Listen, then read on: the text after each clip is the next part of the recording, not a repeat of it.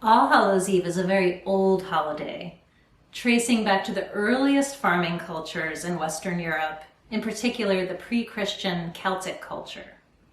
At that time, people understood that autumn meant a disappearance of light.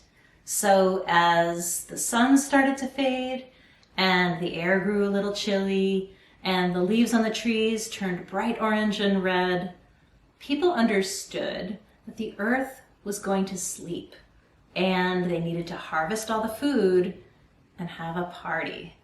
And that party, in part, was to celebrate the end of the hard work, the hard farm work, because no one would be doing any farm work until spring.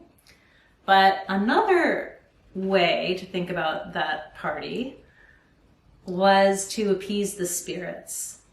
That party was October 31st, All Hallows Eve.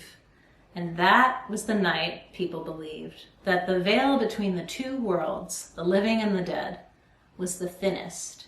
And sometimes spirits could peek through the mist at the fading light and maybe even visit the living.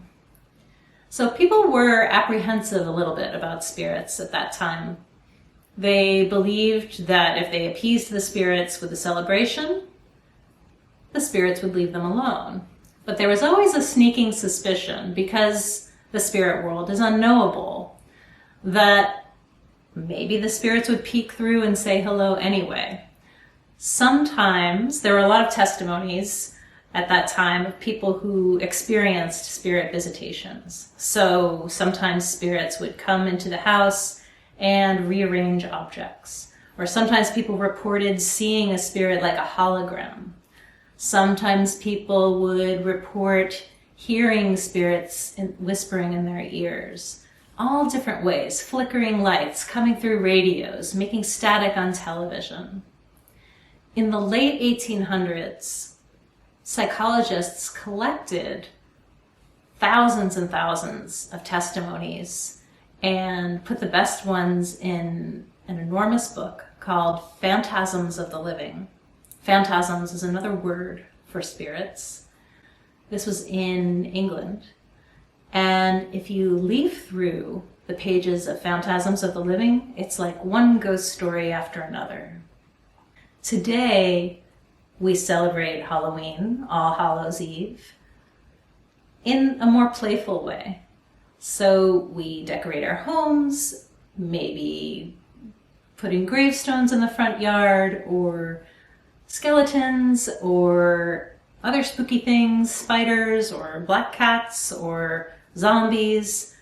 And we kind of decorate our homes in honor of any spirits who might be lurking around, but also to celebrate. So children dress up in costumes. Sometimes they dress up in scary costumes and they knock on doors and ask for candy with this playful threat, trick or treat. Give us candy or we will haunt you.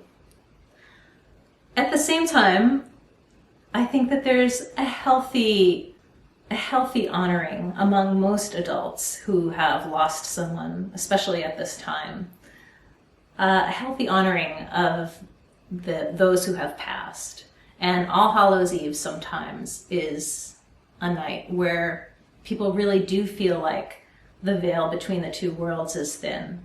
Like life and death are just separated by a breath or two. So it's a time that is complex and nuanced and old and new, and most of all, it's fun. Happy Halloween!